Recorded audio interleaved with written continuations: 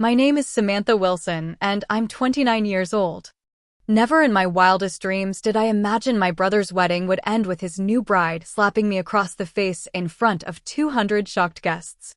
All because I wouldn't give them my house, the one my grandmother left specifically to me. The moment Catherine's hand struck my cheek, my mother leaned in and hissed, "Don't make a scene. Just leave quietly." So I did. But what happened the next day changed everything. Before I dive into this absolute nightmare, drop a comment letting me know where you're watching from. Hit that like and subscribe button if you've ever had to stand your ground against family pressure. Trust me, you'll want to hear how this all played out. My grandmother Eleanor was more than just a relative. She was my rock, my confidant, and, honestly, my favorite person in the world. From the time I was little, I spent nearly every weekend at her beautiful Victorian house on Maple Street. It was a stunning 3-bedroom home with original hardwood floors, a wrap-around porch, and the kind of character you just can't find in modern buildings. I would help her tend to her garden, learn her secret recipes in that spacious kitchen with the vintage tile work, and listen to her stories on the porch swing as the sun set. My brother James, 3 years older than me, never had much interest in visiting Grandma Eleanor. Even as kids, he'd find excuses not to go: baseball practice, homework, or just claiming it was boring to hang out with an old lady. As we grew up, the pattern continued. When James went to college, his visits became limited to obligatory holiday appearances. After graduation, when he moved back to our hometown for his banking job, he'd stop by maybe twice a year, staying for the minimum polite amount of time. Meanwhile, I built my adult life with Grandma Eleanor firmly at the center. After college, I got a job as an elementary school teacher just 20 minutes from her house. I'd visit her 3 or 4 times a week, helping with groceries, taking her to doctor appointments, or just sharing a cup of tea and conversation. When she was diagnosed with cancer 5 years ago, there was no question about who would be her primary caregiver. Those final 2 years of her life were difficult but precious. I scaled back to teaching part-time so I could take her to chemotherapy appointments, manage her medications, and eventually provide the hospice care she needed. James visited exactly twice during her illness, once when she was first diagnosed and once about a week before she passed. My parents came more frequently, but always with the air of people fulfilling an obligation rather than providing genuine support. When Grandma Eleanor passed away 3 years ago, I was devastated. She'd been more like a mother to me than my actual mother Barbara, who always seemed more concerned with maintaining appearances than forming real connections. The reading of the will surprised everyone except me. Grandma left her house to me, along with most of her savings and personal belongings. James received her car, which he promptly sold, and a modest cash inheritance.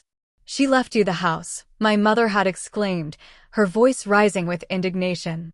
"But that should go to both of you children." My father Thomas had placed a hand on her arm. "Barbara, it was Eleanor's decision.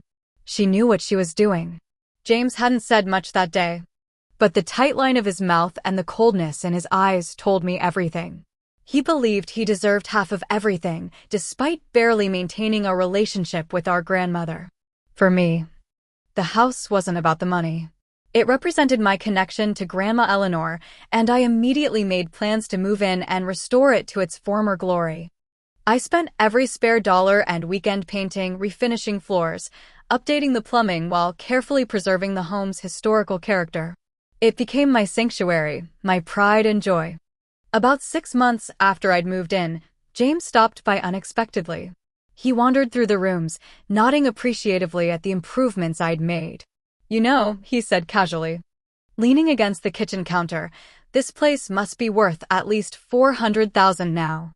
If you sold it, we could split the money and both put down payments on our own places." I nearly dropped the coffee mug I was holding. "James, this is my home. Grandma left it to me because she knew how much it meant to me." "Come on, Sam," he'd replied with an edge to his voice. "You know it's not fair that you got everything. We're both her grandchildren."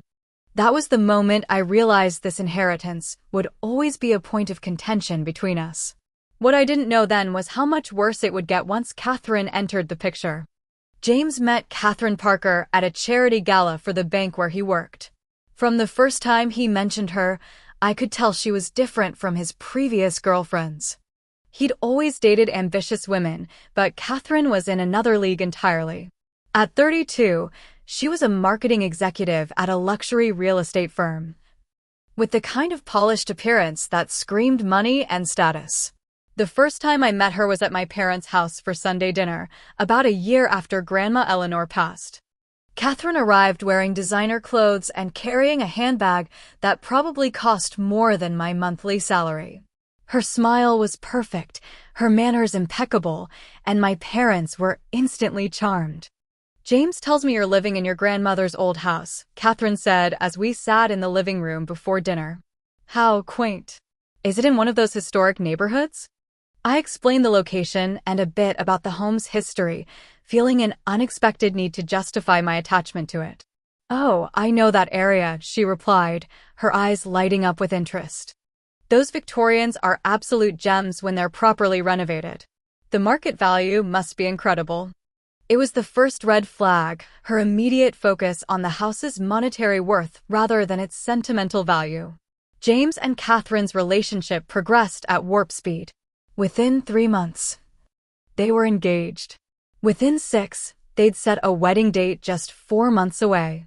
My mother, Barbara, was thrilled, instantly bonding with Catherine over wedding plans and future grandchildren. My father, always more reserved, seemed pleased that James had found someone so accomplished. As the wedding preparations began in earnest, Catherine's interest in my house intensified. She started dropping by unannounced, always with some thin excuse about being in the neighborhood. "I was just meeting a client nearby and thought I'd stop in to see what you've done with the place," she'd say, walking through my rooms with an appraising eye. "You know, with my background in luxury real estate, I could give you some pointers on maximizing the property's potential." During one such visit, about 2 months before the wedding, Catherine sat at my kitchen island sipping tea and made what she probably thought was a casual suggestion. "You know, Samantha, James and I have been looking at houses, but the market is just so competitive right now. We were thinking, wouldn't it be perfect if we could buy this place from you? It would keep it in the family. And you could use the money to get something more suitable for a single person."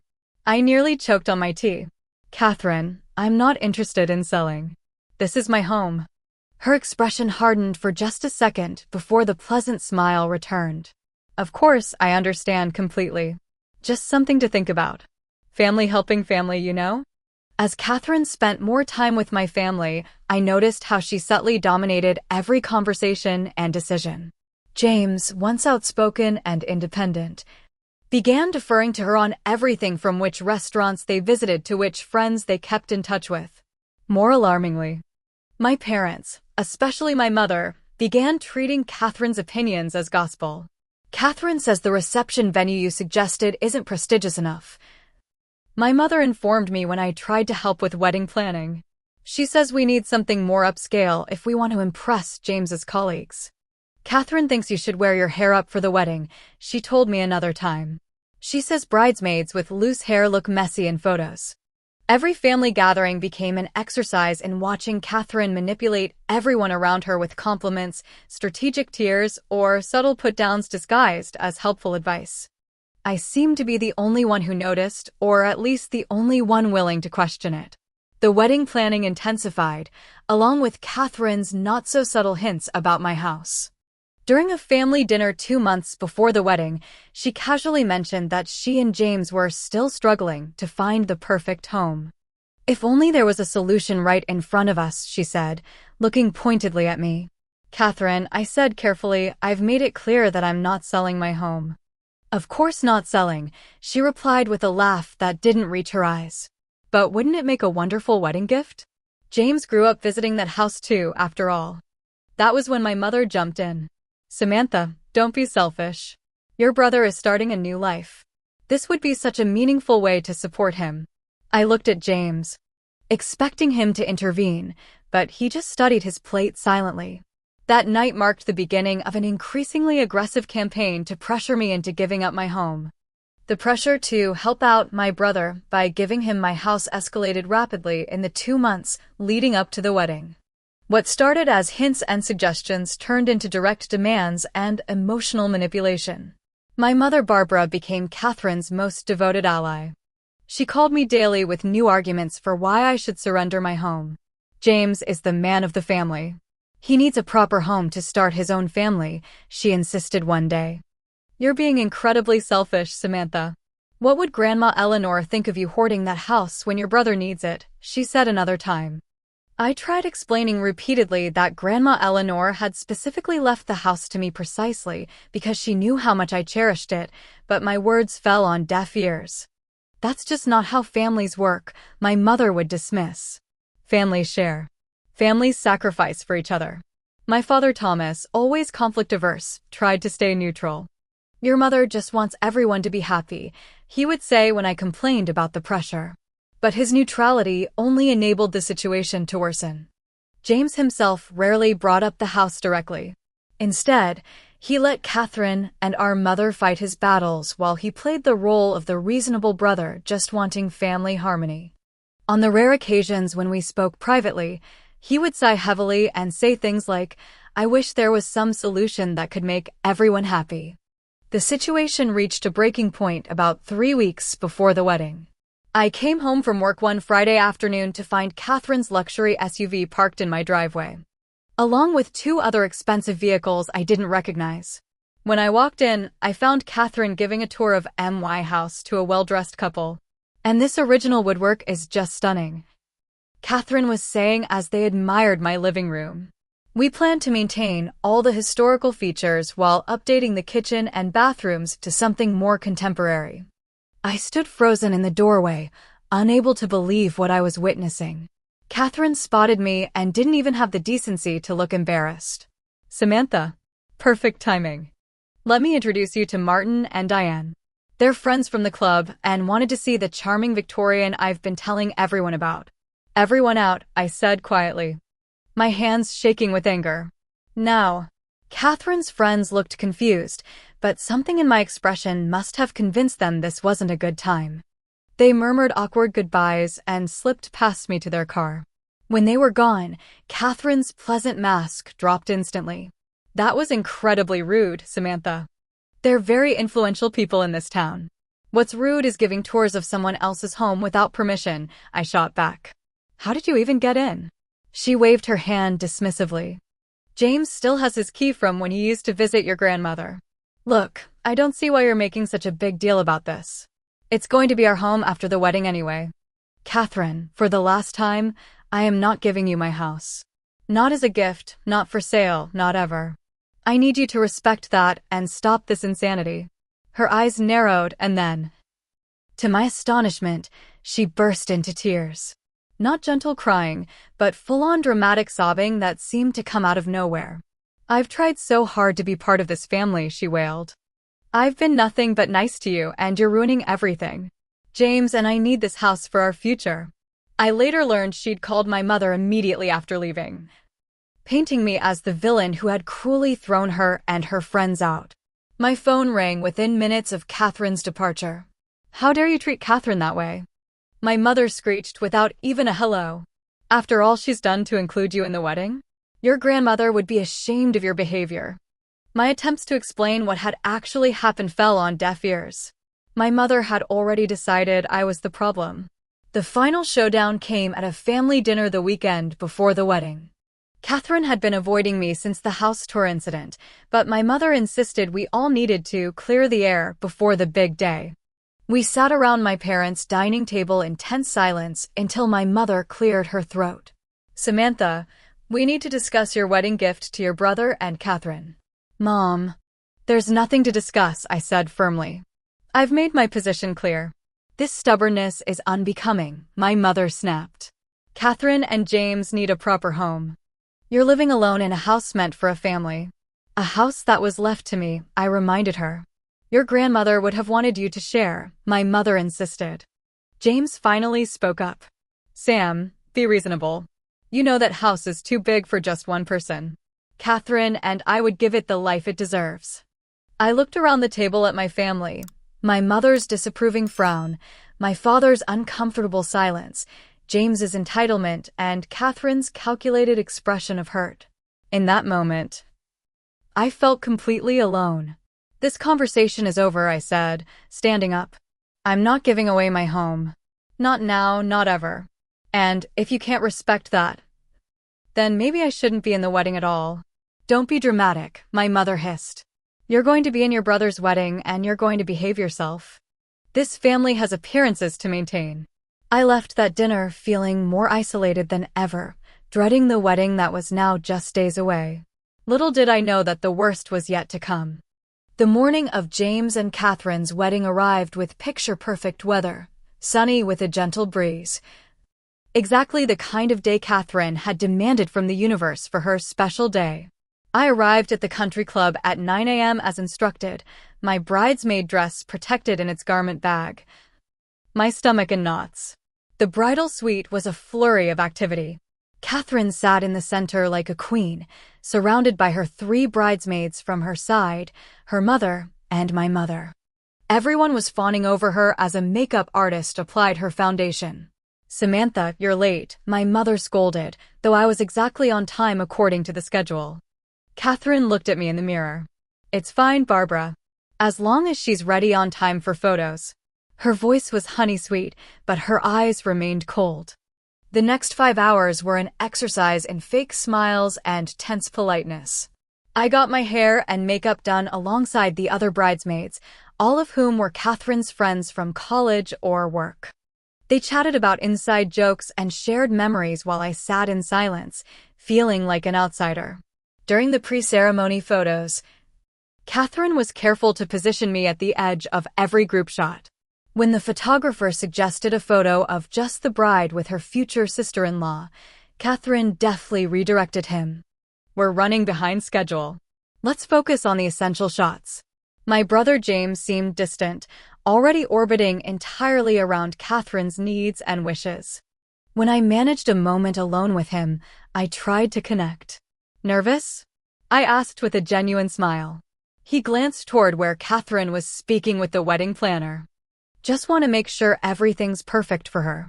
She deserves it." "James," I said carefully, "are we okay? I feel like there's been this tension."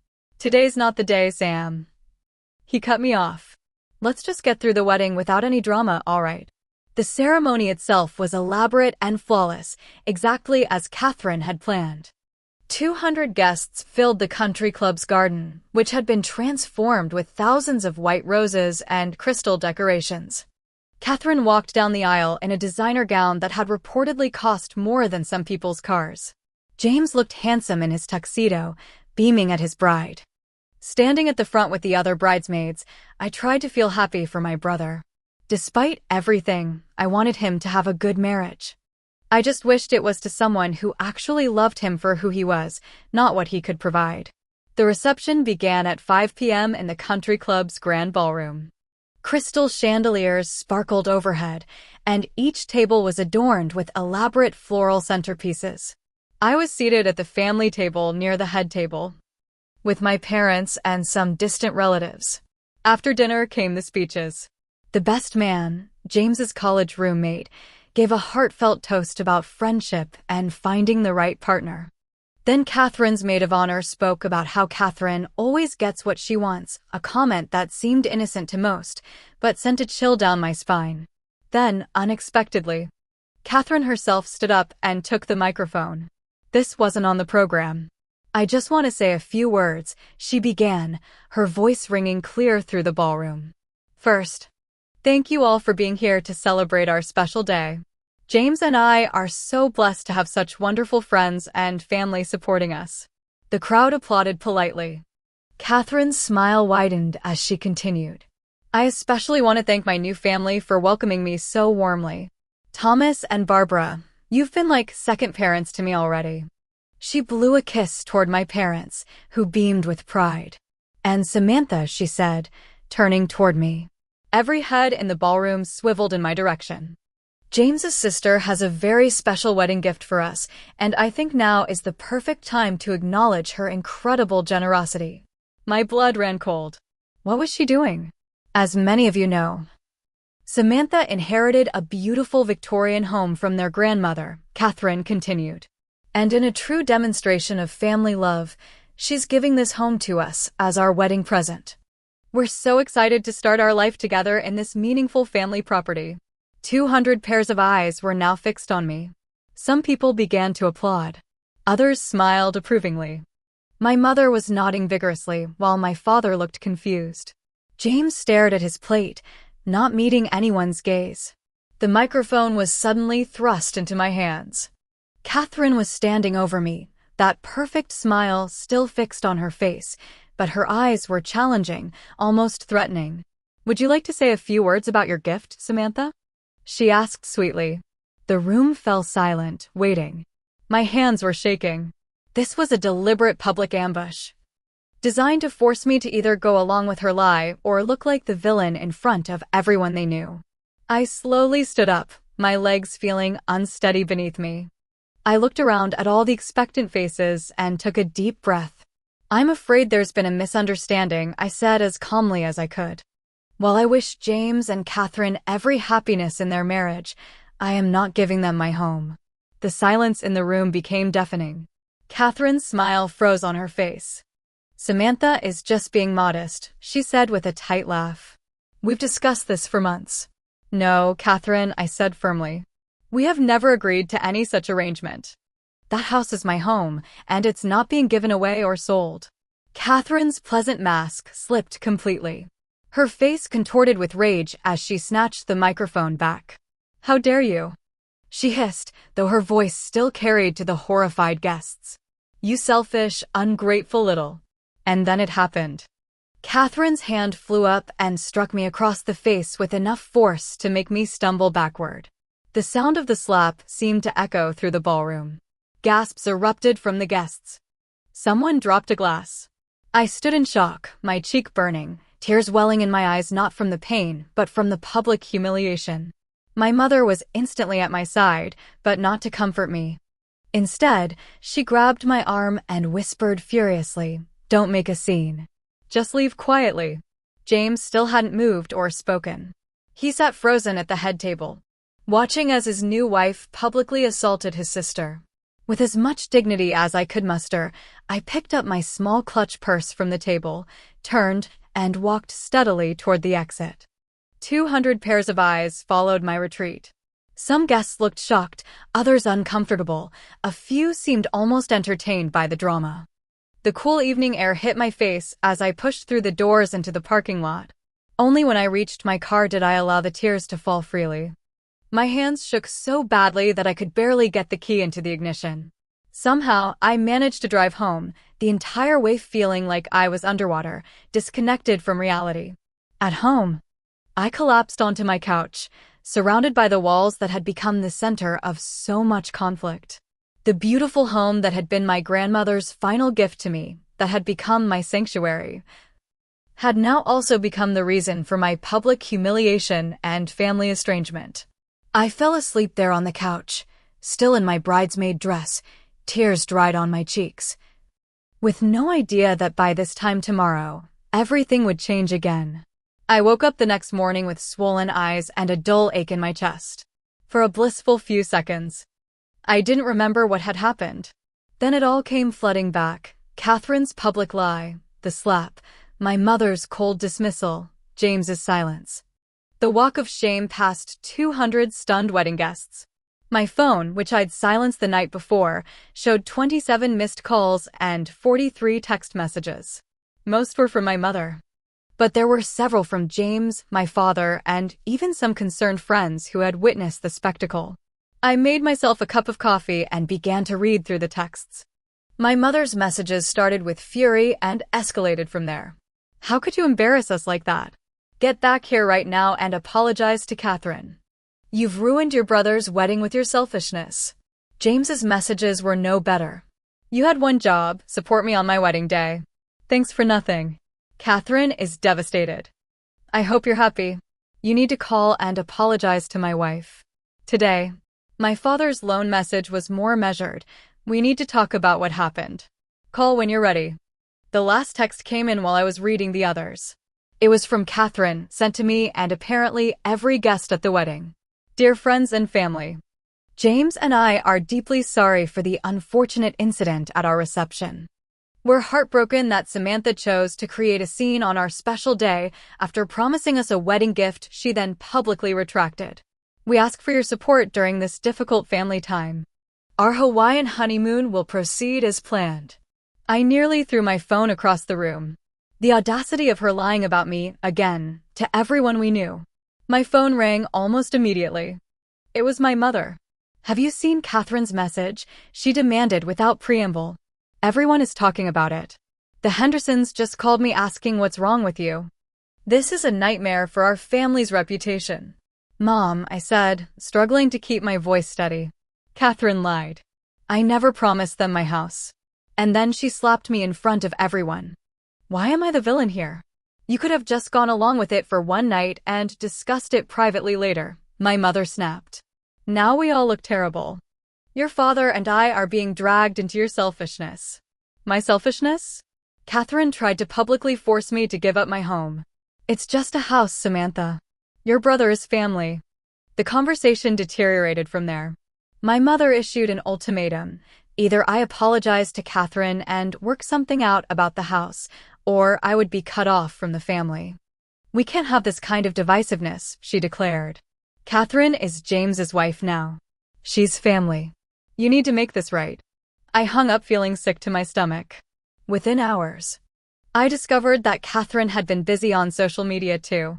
She'd posted a carefully worded account of the wedding, portraying herself as the heartbroken bride betrayed by a jealous sister-in-law. The post included beautiful photos of the ceremony and reception, strategically ending before the confrontation. The comments section was filled with sympathetic responses and people criticizing me without even knowing me. Some people are so selfish. Family should always come first. So sorry your special day was tarnished by drama. I felt like I was living in an alternate reality where I had somehow become the villain in my own life story. Later that afternoon, my phone rang again. It was Melissa, a woman who lived in my neighborhood and had attended the wedding as the plus one of James's colleagues. Samantha? I hope you don't mind me calling. I got your number from the neighborhood directory. I wanted to check if you're okay after what happened last night. Her kindness nearly made me break down again. I'm hanging in there, I managed to say. Listen, Melissa said, I know we don't know each other well, but something feels off about this whole situation.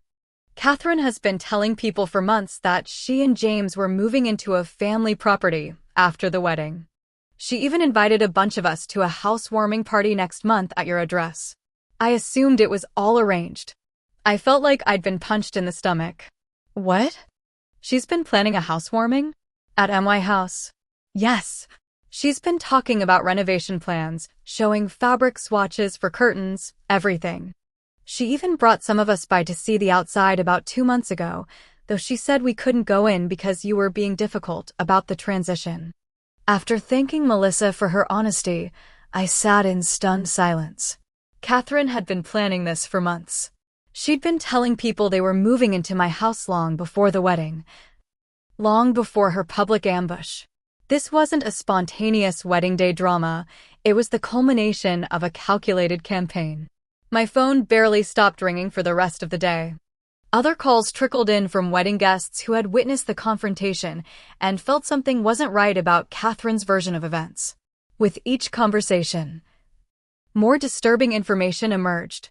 Catherine had told several guests that the house had actually been left to both James and me, but I had manipulated my grandmother into changing her will. She'd told others that I had explicitly promised the house as a wedding gift months ago, but was now mentally unstable and changing my story. The most shocking revelation came from my cousin Rachel, who called that evening. Sam, there's something you need to know. I overheard Catherine talking to James at the rehearsal dinner. They're in serious financial trouble. Apparently, they've put down deposits on furniture and hired contractors for renovations to your house already. Catherine kept saying, what are we going to do if she doesn't give in? James told her not to worry, that they'd figure something out. Wait, I said, trying to process this information. They've already spent money on renovating a house they don't own and have no right to. Yes, Rachel confirmed. From what I gathered, Catherine has been charging a lot to their credit cards. The wedding was way over budget too. I think they're counting on selling your house to pay off their debts. This explained the desperation behind Catherine's public ambush and possibly James's unwillingness to stand up to her. They weren't just coveting my house. They were banking on it to solve their financial problems. By nightfall, my initial shock had transformed into simmering anger. I'd been manipulated, gaslit, publicly humiliated, and physically assaulted, all because Catherine Parker wanted my house and thought she could bully me into giving it up. I decided it was time to stop being reactive and start taking control of the situation. Catherine had brought this fight to me, but I would be the one to finish it. The morning after the wedding, while Catherine and James were flying to Hawaii for their honeymoon, I began my counteroffensive. The first step was to understand exactly who I was dealing with. Catherine Parker had seemingly appeared in our lives out of nowhere, instantly charming my family while isolating me. What did we really know about her? I started with a basic internet search, which revealed her LinkedIn profile showing her impressive career trajectory at Parker Luxury Real Estate. The company name caught my attention, Parker. Was it just a coincidence? Further searching confirmed my suspicion. The real estate company was owned by Catherine's father. Her executive position was nepotism, not the result of the business brilliance my brother and parents had been so impressed by. I dug deeper, searching for any mutual connections. Through some careful social media investigation, I discovered that one of my college friends, Allison, had attended the same university as Catherine. I called her immediately. Catherine Parker. Allison repeated when I asked. Oh my God, yes. Everyone in our sorority knew Catherine. She was notorious. Notorious how? I pressed. She had a pattern. She'd target wealthy guys, date them until they bought her expensive gifts or paid for lavish trips, then dump them when someone with more money came along. There was this one guy, Richard, who actually had to drop out because she maxed out his credit cards buying herself jewelry, then ghosted him. This aligned perfectly with what I was learning about Catherine. But I needed more concrete evidence if I was going to expose her true nature to my family. I hired a private investigator, explaining the situation and asking them to look into Catherine's background, particularly any pattern of financial exploitation or manipulative behavior. It was expensive, but protecting my home and clearing my name was worth every penny. While waiting for the investigator's report, I consulted with a lawyer about the slap at the wedding and Catherine's defamatory statements. You have a solid case for both assault and defamation, the lawyer advised. The assault has multiple witnesses, and her written statements falsely claiming you promised the house as a gift are clearly damaging your reputation. But legal action would mean a long, public battle. Are you prepared for that? I wasn't sure. A lawsuit would further divide my family, but I also couldn't let Catherine's behavior go unchallenged. I decided to hold off on legal action until I had gathered more information. 3 days later, the private investigator delivered their report, and it was more damning than I could have imagined. Catherine had a history of financial manipulation that went far beyond college dating games. She'd been engaged twice before James, each time to wealthy men, and each engagement had ended mysteriously. Both ex-fiancés had reported significant financial losses during their relationships with her. Most relevantly, her previous engagement had involved a situation disturbingly similar to mine. Her ex-fiancé's grandmother owned a valuable piece of property that Catherine had apparently set her sights on. When the grandmother refused to include Catherine in her will, the engagement mysteriously ended. The report included contact information for Catherine's previous almost mother-in-law, Margaret Reynolds. I called her immediately. I've been waiting for this call, Margaret said after I explained who I was. I knew Catherine would try this again. Margaret's story sent chills down my spine. Catherine had nearly succeeded in manipulating her son into pressuring his grandmother to sign over a valuable lakeside cabin. When the grandmother refused, Catherine had orchestrated a family conflict eerily similar to mine, trying to isolate anyone who opposed her and turn family members against each other. She's not after love or even status, Margaret warned. She wants assets, property, things she can control or liquidate.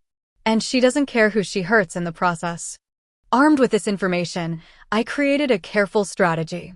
Direct confrontation wouldn't work. Catherine was too skilled at twisting situations to her advantage, and my family was already biased against me.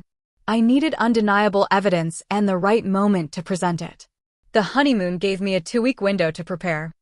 I gathered screenshots of Catherine's false social media posts, collected written statements from wedding guests who had witnessed the slap, and organized the investigators' findings into a clear, undeniable presentation of who Catherine really was. Surprisingly, my first ally came from an unexpected source. My father called me about a week after the wedding. "Your mother doesn't know I'm calling," he began awkwardly. "But something doesn't feel right about all this. Catherine's story keeps changing, and some things she's saying don't add up." I seized the opportunity. "Dad, I have information about Catherine that you and James need to see. Real evidence about who she really is and what she's doing to our family." He hesitated. "Your mother is convinced you're just jealous of James's happiness." "Dad, Catherine slapped me in public. Does that sound like something a reasonable person does? Please, just look at what I've found before you make up your mind." To my relief, he agreed to meet me for lunch the next day. I brought copies of the most important documents, evidence of Catherine's previous broken engagements, testimonials from people she'd manipulated, and proof of her lies about my house. My father read through everything slowly, his expression growing increasingly troubled. When he finished, he looked up at me with new understanding in his eyes. "I had no idea," he said quietly. "All this time, I thought it was just normal wedding stress and family adjustment. This is calculated." "It is," I confirmed. "And James is her target. She's using him to get what she wants." My father nodded slowly. "Your mother won't be easily convinced. She's invested a lot in the idea of Catherine as the perfect daughter-in-law." "I know. But James needs to see this before it's too late. They've only been married a week. He could still get an annulment." My father promised to help arrange a meeting with James as soon as he returned from the honeymoon. In the meantime, he agreed to try to moderate my mother's hostility toward me. James and Catherine returned from Hawaii tanned and seemingly happy. My brother initially refused to meet with me, but my father finally convinced him to come to dinner at my house alone. When James arrived, he was cold and defensive. "I'm only here because Dad insisted," he said, refusing to sit down. "I don't have anything to say to you until you apologize to Catherine." "Before you decide that, there's something you need to see," I replied, handing him the folder of evidence I'd compiled. At first, he refused to even look at it. "More of your jealous accusations? No thanks." "James," my father said firmly. "Sit down and read it. All of it. Then decide." Reluctantly, my brother sat and began to read. I watched his expression change from dismissive to confused to increasingly disturbed as he worked through the documents. When he reached the statement from Margaret Reynolds detailing Catherine's previous attempt to acquire property through manipulation, his face went pale. "This can't be right," he muttered. "Catherine wouldn't." "There's more," I said gently, showing him the financial records the investigator had uncovered. "She's in serious debt, James. Designer clothes, luxury vacations. All on credit cards. And look at this. She put down deposits with contractors to renovate my house. Deposits you two can't afford to lose." James's shoulders slumped. "She told me your house was definitely going to be our wedding gift. That you'd promised. She said we should start planning the renovations to show you how much we appreciated it." "I never promised any such thing," I said softly. "And I think deep down, you know that." He was quiet for a long moment. "The wedding was so expensive." She kept adding things, saying we deserved the best. I tried to talk about the budget, but she would get upset, say I was ruining her special day. "Has she been controlling other aspects of your life too?" my father asked carefully. James looked up, surprise in his eyes. "How did you know?" "It started small, suggesting I drop certain friends, saying my hobbies were immature. Lately, She checks my phone, questions me if I'm late coming home from work. I thought she was just insecure, that she'd settle down after the wedding. It was heartbreaking to watch my confident, independent brother realize how he'd been manipulated. By the end of the evening, James was shaken but still unwilling to accept the full truth about his new wife. "I need to talk to her," he said. "Get her side of the story." I knew that was a mistake. Catherine would deny everything, twist the narrative, and find a way to isolate James from us again. But I couldn't stop him. As predicted, Catherine went into full damage control mode when confronted. She called my parents in tears, claiming I was trying to destroy her marriage out of jealousy. She denied everything, dismissing the evidence as fabrications. She even called my boss at the elementary school, suggesting I was mentally unstable and shouldn't be working with children. But cracks had formed in her perfect facade. My father stood firm in his new understanding of the situation. James, though initially swayed by Catherine's tears, couldn't unsee the evidence. And most importantly, I refused to back down. The final confrontation came when Catherine showed up at my door unannounced, a week after James had seen the evidence. "You think you're so clever," she hissed, all pretense of friendliness gone. "Turning my own husband against me with your lies." "They're not lies, Catherine," I replied calmly. "And we both know it. It doesn't matter. James loves me. He'll choose me in the end. And your parents care more about keeping up appearances than facing the truth. You'll be the lonely, bitter sister who tried to ruin her brother's marriage. Is that why you came here? To threaten me?" Her expression shifted to something calculating. "Actually, I came to negotiate. What will it take for you to back off? Money? I know, James, and I can't afford to buy your precious house, but we could arrange payments." I almost laughed at her audacity. "I don't want your money, Catherine. I want you to stop manipulating my brother and trying to steal my home." "Fine," she snapped. "Have it your way. But remember, I've already told everyone what a jealous, unstable bitch you are. No one will believe anything you say." As Catherine stormed off, I realized she'd just given me exactly what I needed, clear evidence of her true character and intentions. I'd recorded our entire conversation on my phone. That recording became the turning point.